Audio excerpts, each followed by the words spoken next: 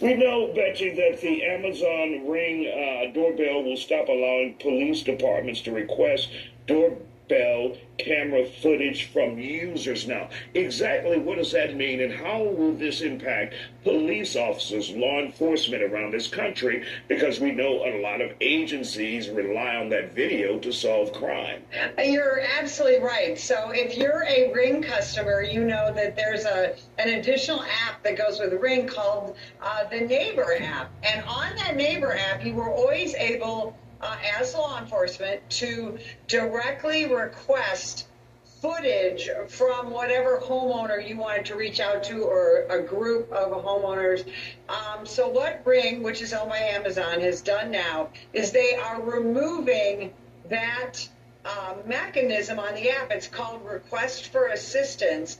So they're taking that off the app, which basically is limiting how law enforcement can access footage on your Ring camera app.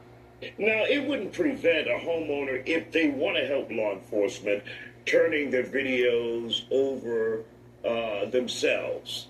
But there won't just be this automatic mechanism in there to help with getting to those homeowners. Right, and that's what we see as the problem. You know, of course, we understand people's privacy concerns, and that's why this app was so important, because you couldn't just, law enforcement couldn't just go to Ring and say, give me all this footage on this 10-block area. They had to reach out to the Ring owners themselves. But the app gave them an easy, quick way to do that. So now what law enforcement is going to have to do is either try to, find who has a phone number in this particular house and contact them, or go door to door and request that footage. So what that's going to do is make it more difficult, for, especially in certain kinds of crimes, to be able to access that footage. Now, Ring has said that they will cooperate with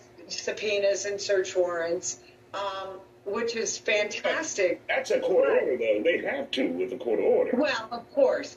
But the problem is that takes time. They also said that they will cooperate in certain high-level crimes, murder, attempted murder, kidnapping, that they will go ahead and provide that footage. But what we want to remind people is that, and I think maybe most people don't know this, that when Ring first came onto the scene, they actually courted law enforcement. They literally had representatives that went department to department and say, we got this new thing, it's called Ring, it's going to put cameras on people's doorbells and then ultimately into their backyards and things like that. And so we are going to do certain things for law enforcement if you help support this. So, they courted us, and so, they went to over 2,000 police departments and garnered cooperation, and now they're going to take that, they call it sunsetting, they're going to sunset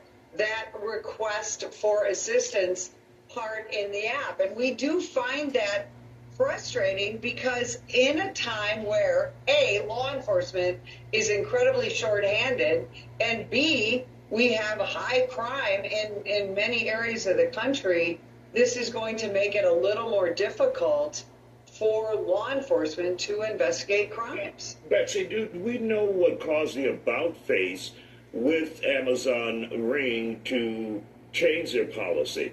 When they courted you guys in the beginning saying, look, we have this great product, now they're saying, we don't want to do it anymore. Do we know what did that about face or caused that about face? Yes, we do. There were a couple of activist groups who said that law enforcement being able to request this footage was going to create neighborhoods filled with surveillance, and it was going to encourage racial profiling. Now, I did a lot of digging into these statements, and there was really, they couldn't point to any specific cases where people were racially profiled using Ring footage.